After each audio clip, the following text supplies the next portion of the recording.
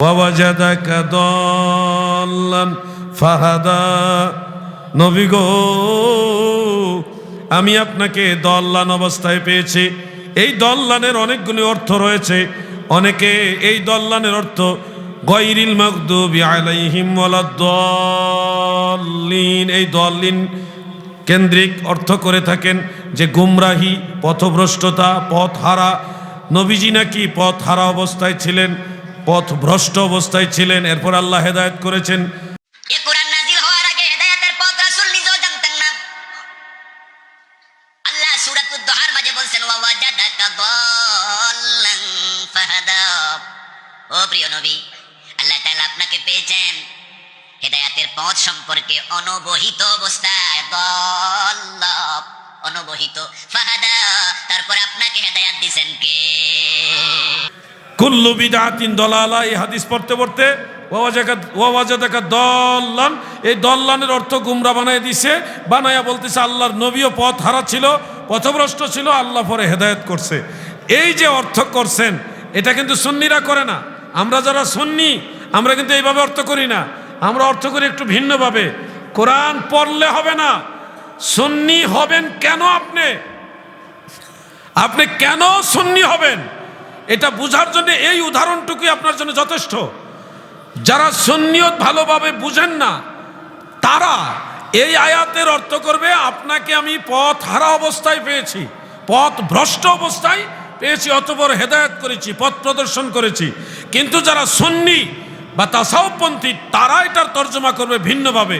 যেমন তাফসিরে মাজহারির মধ্যে আল্লামা কাজী সানাউল্লাহ ফানি রহমাতুল্লাহ আলাইহি, তিনি এই আয়াতের তফসির করতে গিয়ে ডিটেলস উল্লেখ করেছেন। এমনকি আলা হযরত আহমদ রেজা খান ফাজেলে বেরলভী রহমাতুল্লাহ আলাইহি, তিনি এটার তফসির করেছেন এইভাবে। দল্লানের অনেকগুলো অর্থ রয়েছে। এর মধ্যে একটা অর্থ হলো গুমরাহি, পথ হারা, পথভ্রষ্টতা। আরেকটা অর্থ হলো প্রেমাস্পদ হওয়া, প্রেমে বিভোর হওয়া। মনে রাখবেন, এই সবগুলি অর্থই এই শব্দটার একটা শব্দের একাধিক অর্থ হতে পারে, এটা জানা আছে তো সবার। ওয়াজাদাকা দাল্লান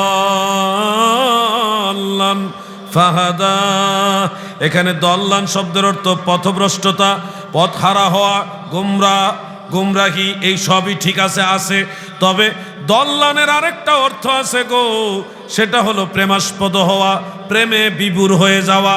যেমন কোরআনুল কারীমে সূরা ইউসুফের মধ্যে উল্লেখ, হযরতে ইয়াকুব আলাইহিস সালামের সন্তানেরা, ইয়াকুব নবী ইউসুফ আলাইহিস সালামের বিয়োগ ব্যথায় কাঁদতে উনি যখন প্রায় দৃষ্টিশক্তি হারিয়ে ফেললেন, প্রায় অন্ধ হয়ে গেলেন, ওই সময় ইউসুফ নবীর ভাইয়েরা ইয়াকুব নবীকে লক্ষ্য করে বলেছিলেন, ইন্না আবানা লাফি দালালিম মুবিন, নিশ্চয় আমাদের পিতা সুস্পষ্ট দলালের মধ্যে আছে। এই দলালের অর্থ মানে গুমরাহি না, এই দলালের অর্থ হলো ইউসুফ নবীর প্রেমে ইয়াকুব নবী বিভোর হয়ে আছে।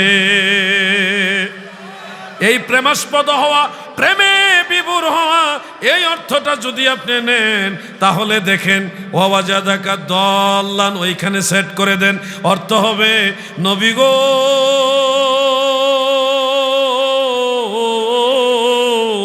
আমি আল্লাহ আপনাকে আমার প্রেমে বিভোর অবস্থায় পেয়েছি, অতঃপর জগৎবাসীর হেদায়েত করার জন্য আপনাকে দায়িত্ব দিয়েছে। বাস্তবতা মিলিয়ে দেখেন, আল্লাহর হাবিবের নবুয়ত প্রকাশের পূর্বে আমার নবীজি হেরা গুহার মধ্যে ওই জাবালে নূরের চূড়ায় আমার নবীজি, আমার দয়াল নবীজি হেরা গুহার মধ্যে আমার আল্লাহর ধ্যানে মগ্ন ছিল, এটা জানা আছে না নাই? আমার আল্লাহর ধ্যানে মগ্ন ছিল মানে প্রেমাস্পদ ছিল, এটাকে বলা হয় দল্লান। হাবিব আমার, ওয়াজাদাকা দাল্লান, আমি আপনাকে আমার প্রেমে বিভোর অবস্থায় পেয়েছি, ফাহাদা, এরপরে কোরআন নাজিল করে দিয়েছি জগৎবাসীর হেদায়েতের জন্যে। তাহলে আপনি যদি সুন্নি না হন, তাহলে এই কোরআনের আয়াত পরেই বলবেন নবী পথ হারা ছিল, নবীজি পথভ্রষ্ট ছিল। আর যদি সুন্নি হন তাহলে বলবেন আসলে নবী পথ হারা ছিল না, পথ হারাদের পথ দেখাইবার জন্যে আমার আল্লাহ নবীকে কোরআন দিয়েছে, নবীজিকে সেই দায়িত্ব দিয়েছে। এমনকি নবীজি আমার আল্লাহর প্রেমে বিভোর ছিল। এই জন্যে সুন্নিয়ত যদি না বুঝেন, ওলি আল্লাহর পথ যদি না বুঝেন, তরিকত তাসাউফের পথ যদি না বুঝেন, তাহলে কোরআন হাদিস পড়লেও দেখবেন আল্লাহর রসুলের সাথে আপনার বেয়াদবি হয়ে যাচ্ছে, সাহাবীদের সাথে বেয়াদবি হয়ে যাচ্ছে। আর যদি সুন্নিয়ত বুঝেন, তরিকত তাসাউফ বুঝেন, ওলিয়া উলিয়া বুঝেন, তাহলে কোরআন হাদিস পড়লে আল্লাহর নবী রসুলদের সাথে, সাহাবাই কারামের সাথে বেয়াদবি হবে না। ইমানের রাস্তায় থেকে শাহজালাল ইয়ামানি মুজাররাদি সহ আল্লাহর ওলিদের সাথে আখিরাতে জান্নাত নসিব হবে। বলেন আমিন।